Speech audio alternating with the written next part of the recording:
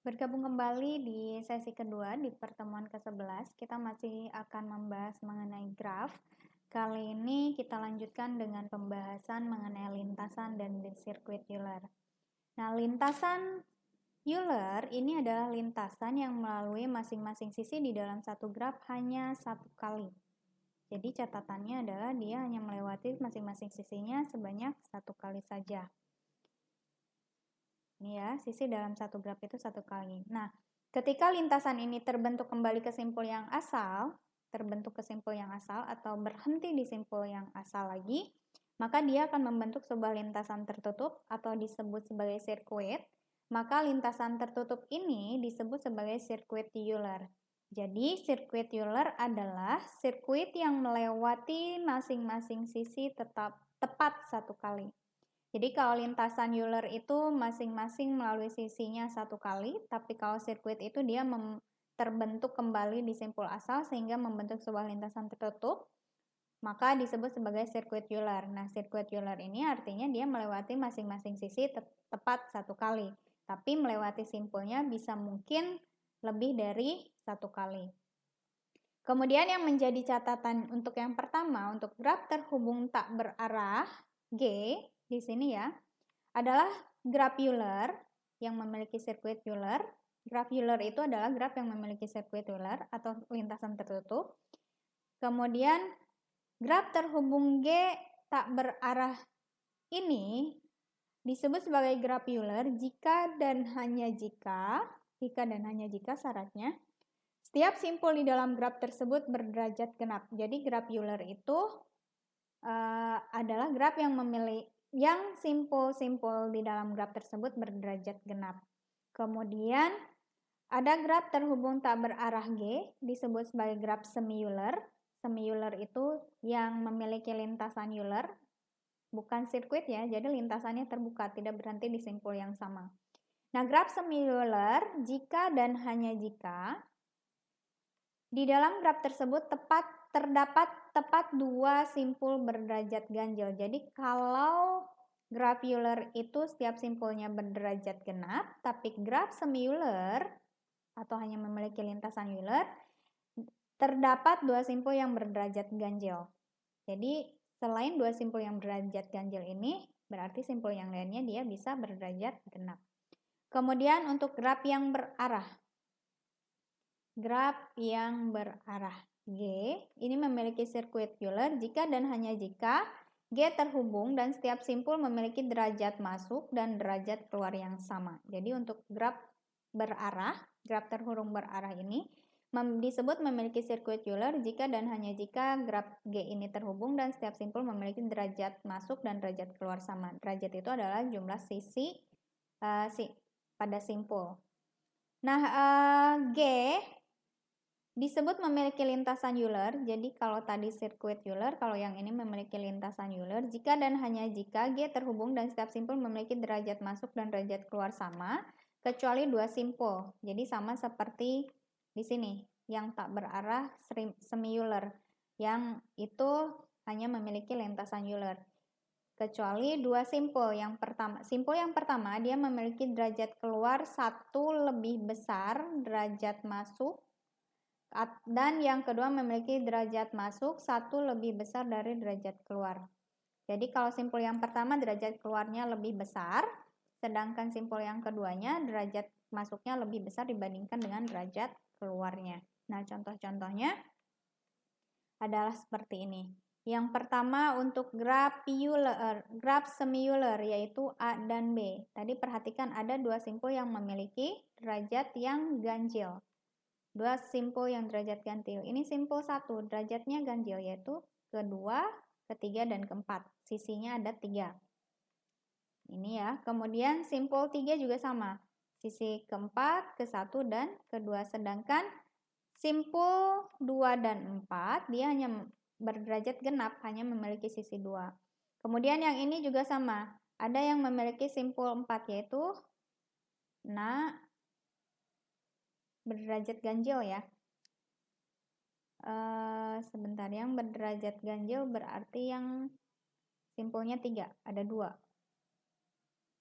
5 itu 1, 2, 3. Kemudian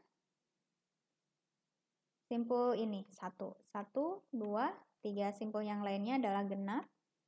Ini 2, yang ini 4, kemudian yang 3 juga 4, yang 2 juga 4. Nah, itu disebut sebagai graf semi-Euler atau memiliki lintasan Euler. Kemudian graf C dan D, yang ini C dan D, dia mempunyai sirkuit Euler atau disebut sebagai graf Euler. Artinya derajat untuk setiap simpulnya berderajat genap. Genap itu tidak harus selalu sama derajat genap 2, semuanya 2, semuanya 4, dan lain sebagainya. Tapi genap itu bisa 2, bisa 4, bisa 6 untuk setiap simpulnya, berbeda-beda.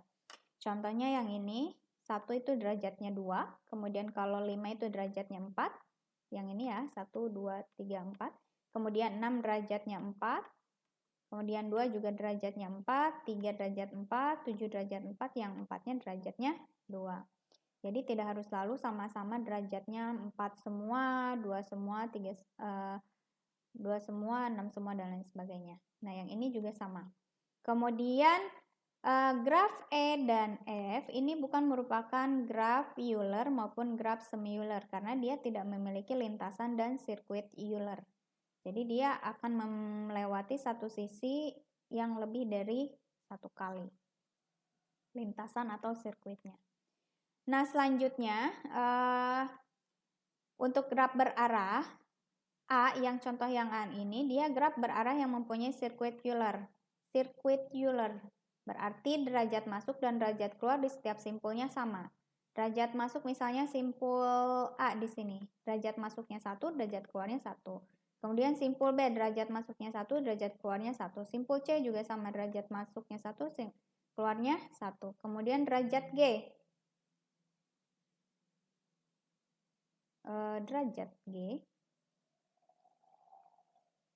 sebentar.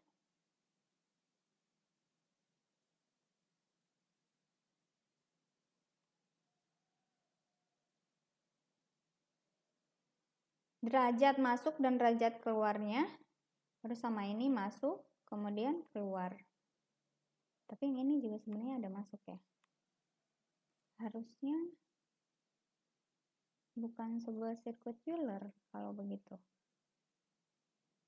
Kemudian kita periksa lagi di sini.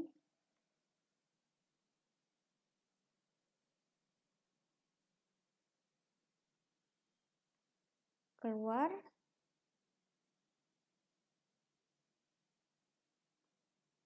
Ini harusnya arahnya ke sini seperti ini.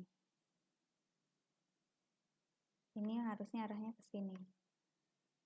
Ya, supaya dia memiliki derajat masuk dan derajat keluar. Jadi sepertinya ada kesalahan gambar yang di sini nih.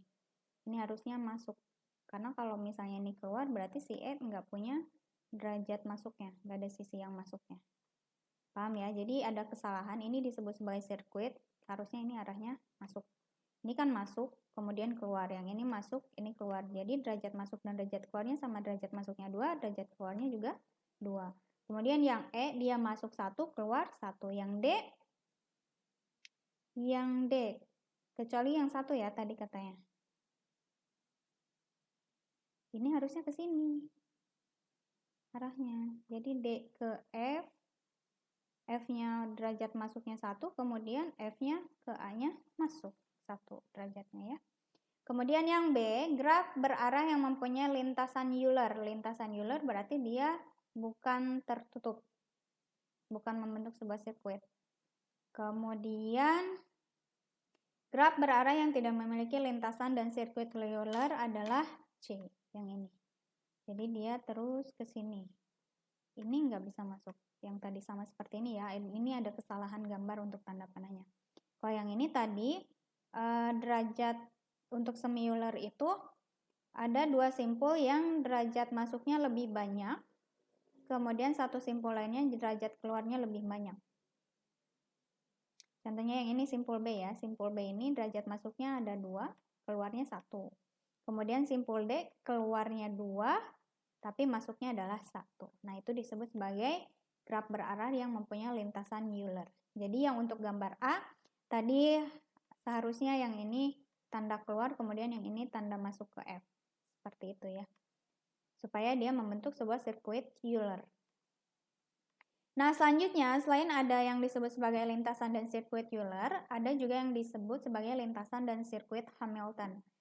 Perbedaannya, kalau tadi kita berbicaranya tentang sisi dilewati satu kali atau tidak, kalau sekarang adalah simpulnya.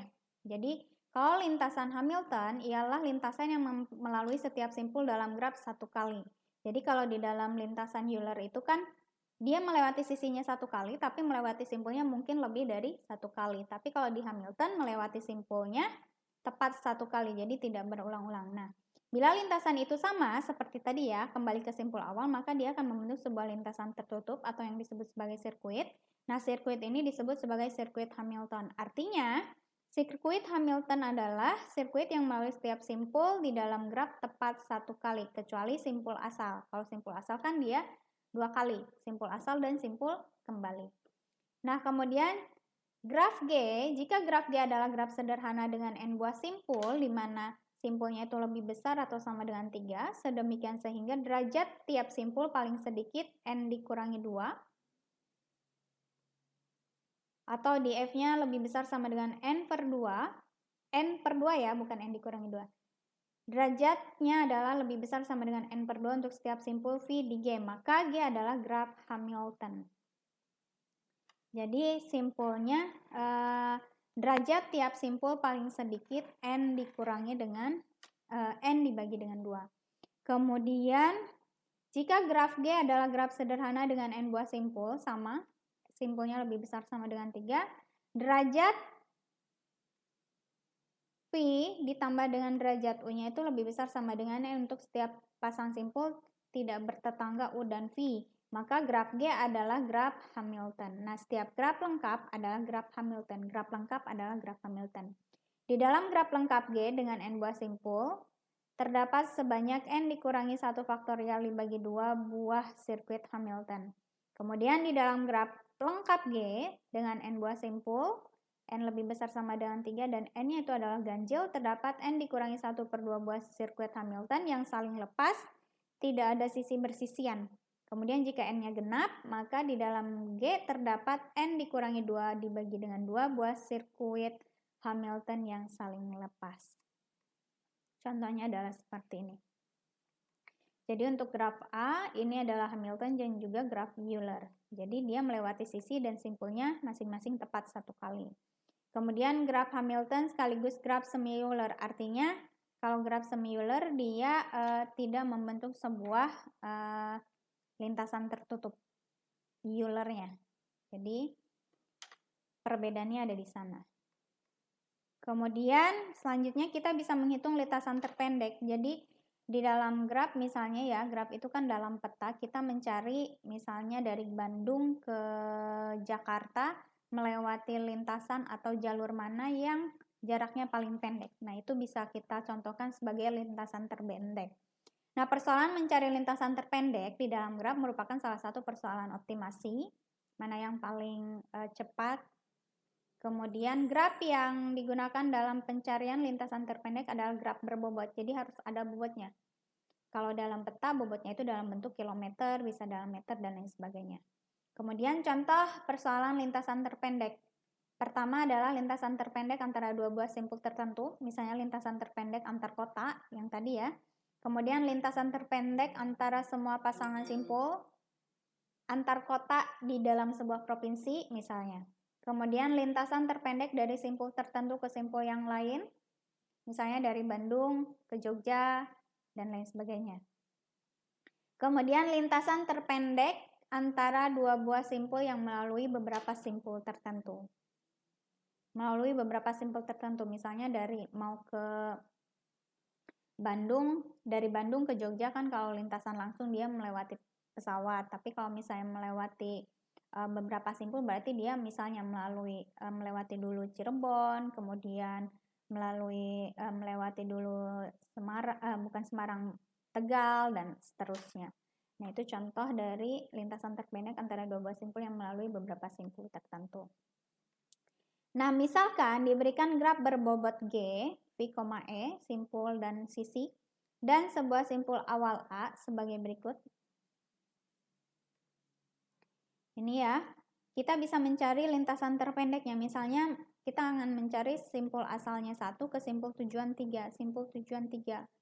Jalurnya bisa langsung, yaitu hanya 10 bobotnya, kemudian atau bisa melalui jalur ke sini dulu, ke 4, baru ke 3. Kemudian atau bisa melalui 2 ke 3. Dan seterusnya. Jadi bisa melewati lintasan-lintasan tertentu. Nah, di sini lintasan terpendeknya adalah 1, 3, yaitu jaraknya adalah 10. Paham ya? Kemudian dari simpul asal 1 ke 4. Simpul asal 1 ke 4. Lintasan terpendeknya di mana? Ini bisa langsung ke sini. 1, 4 tapi 40. Bandingkan dengan 1 ke 3 dulu. Kemudian dari 3 ke 4, 10 ditambah dengan 15, 25. 25 dibandingkan 40 berarti yang bobotnya paling kecil adalah 25. Berarti lintasan terpendeknya harus melalui 3 baru melalui 4. Paham ya? Kemudian simpul asal 1 dan simpul asal tujuannya adalah 2. Dari 1 ke 2. Lintasan langsungnya adalah 50. Dari simpul 1 ke 2. Kalau langsung dia bobotnya 50. Kemudian kalau misalnya melewati 1 ke 3 dulu 10, kemudian dari 3 ke 4, 15, 25, 4 ke 2 adalah 45. Jadi 45 dibandingkan dengan 50 itu bobotnya lebih kecil. Nah, itu namanya lintasan terpendek. Kemudian simpul asal 1 ke 5, dari 1 ke 5. Langsung itu 60, tapi mana? 1 ke 5, 1,5. 1 ke 5, ini dari sini. 45, tapi kalau melalui 2, 50 ditambah dengan 10. Jadi dia memiliki lintasan terpendek 45. Kemudian simpul ke-6. Kalau dari simpul ke-6, dia tidak memiliki lintasan terpendek karena harus melalui semua sisi di sini. Jadi harus dipilih. Kemudian tidak ada arah yang menuju ke 6. Paham ya? Ini tidak ada arah yang tapi 6-nya keluar. Tidak ada arah yang masuk ke 6, sehingga dia tidak memiliki lintasan terpendek. Nah, kemudian selanjutnya di dalam graf ada yang disebut sebagai pewarnaan graf. Pewarnaan graf ini kalau misalnya Anda lihat peta itu kan warnanya beda-beda. Ada yang kota A itu orange, ada yang kota B-nya itu adalah hijau, dan lain sebagainya. Nah, itu sebenarnya berawal dari pewarnaan graf. Pewarnaan graf itu berawal dari pewarnaan simpulnya dulu. Simpul ini nanti diberi warna pada simpul-simpul di dalam graf sedemikian sehingga setiap dua simpul bertetangga, ingat setiap dua simpul bertetangga mempunyai warna yang berbeda. Jadi kalau ada simpul yang terhubung, dia harus memiliki warna yang berbeda. Kalau simpul yang tidak terhubung baru warnanya boleh sama. Misalnya ya, Bandung dan Sumedang, dia memiliki lintasan langsung. Sisi yang langsung maksud saya di sini. Berarti dia terhubung atau bertetangga. Artinya dia harus memiliki warna yang berbeda. Kecuali antara Sumedang dengan misalnya Cimahi. Dia kan harus melewati dulu Bandung. Nanti warna Sumedang dan Cimahi ini boleh sama karena dia tidak terhubung atau tidak bertetangga. Bertetangganya hanya dengan Bandung. Nah, jumlah warna minimum yang dapat digunakan untuk mewarnai simpul disebut sebagai bilangan kromatik graf G. Yang disimbolkan ini adalah KG, dibacanya KG. Nah, suatu graf yang mempunyai bilangan kromatis K dilambangkan dengan KG adalah K. Contohnya tadi saya sebutkan simpul yang bertetangga itu warnanya harus beda. Ini kuning, yang ini merah. Berarti bertetangga dengan simpul ini dia warnanya harus berbeda lagi, biru. Perhatikan di sini ya. Simpul ini dan simpul ini tidak bertetangga, tidak terhubung melalui satu sisi, sehingga dia boleh sama.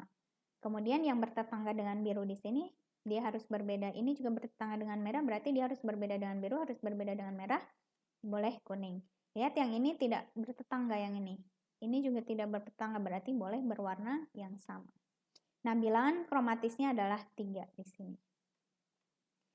Cara mewarnai grafnya, pertama kita bisa menggunakan algoritma Webb-Fowell. Pertama kita urutkan simpul dari G dalam derajat yang menurun. Jadi dari derajat paling tinggi disusun sampai derajat paling rendah. Kemudian satu warna untuk simpul pertama yang derajat paling tinggi itu satu warna, kemudian simpul lainnya yang tidak bertetangga dengan warna yang sama. Jadi sama seperti tadi ya, kalau dia tidak bertetangga berarti warnanya boleh sama. Kemudian ketika simpul yang paling tinggi derajatnya ini sudah diwarnai, kemudian simpul lain yang tidak bertetangga dengan simpul yang paling tinggi derajatnya ini diwarnai, kita mulai lagi dari simpul derajat tertinggi berikutnya dengan warna yang berbeda dari simpul derajat yang pertama kalau dia tidak bertetangga. Dan seterusnya, jadi ulangi penambahan warna sampai semua simpul telah diwarnai. Nah, contohnya seperti ini. Kita memiliki 6 simpul, kemudian kita susun dari derajat paling tinggi sampai paling rendah. Simpul 1 derajatnya 4, simpul 3 derajatnya 4, simpul 6 derajatnya 3, simpul 4 derajat 3, simpul 2 derajat 2, simpul 5 derajat 2. Kemudian kita awali dengan simpul pertama. Simpul pertama derajat paling tinggi di sini warnanya A. Saya sebutnya dengan warna A. Kemudian lihat di sini, satu ini dia bertetangga dengan 2, bertetangga dengan 3, bertetangga dengan 6. Artinya, simpul yang tidak terhubung, ini juga bertetangga dengan 4 ya. Satu itu tidak terhubung atau tidak bertetangga dengan 5. Artinya si 5 ini dia memiliki warna yang sama. Nah ini. Kemudian kita mulai lagi dengan simpul selanjutnya. Simpul selanjutnya adalah simpul 3. Simpul 3 kita beri warna B. Lihat warna simpul 1 dan simpul 3 itu berbeda karena dia bertetangga. Nah, sehingga dia harus berbeda warnanya. Nah, kemudian lihat lagi simpul lain yang tidak bertetangga dengan 3. Simpul yang tidak bertetangga dengan 3 adalah simpul 6. Tidak ada sisi yang menghubungkan antara simpul 3 dan simpul 6, sehingga warnanya sama, yaitu B. Nah, selanjutnya tidak ada lagi simpul yang tidak bertetangga dengan 3, kita mulai lagi dengan simpul yang keempat. Simpul yang keempat ini, di sini, jadi tadi kita sudah warnai. Yang 1 dan 5 itu adalah A, kemudian 3 dan 6 adalah B, kemudian yang 4 dengan 2, 4 harus berbeda karena dia bertetangga dengan 3 dan juga bertetangga dengan 1. Kemudian bertetangga juga dengan 6, artinya dia harus berbeda dengan ketiga simpul tetangga ini. Nah, kita beri warna C, kemudian simpul sisanya, si 2 ini dia tidak bertetangga dengan 4, artinya warnanya bisa sama dengan simpul keempat. Nah, itu adalah cara pewarnaan simpul di dalam sebuah graf menggunakan algoritma Weick-Powell. Jadi, simpul 1, 2, 3 ini terhubung satu sama lain, artinya paling sedikit dibutuhkan 3 warna berbeda untuk mewarnai graf G. Jadi, dengan Chi G, bilangan kromatisnya itu adalah 3. Ya, jumlah warna minimal untuk graf. Nah, itu adalah pembahasan untuk pertemuan ke-11 hari ini. Semoga dapat dipahami. Jika ada yang kurang jelas, boleh tanyakan langsung ke saya melalui WA atau boleh gunakan forum diskusi di e-learning. Saya akhiri pertemuan ke-11 hari ini. Wassalamualaikum warahmatullahi wabarakatuh.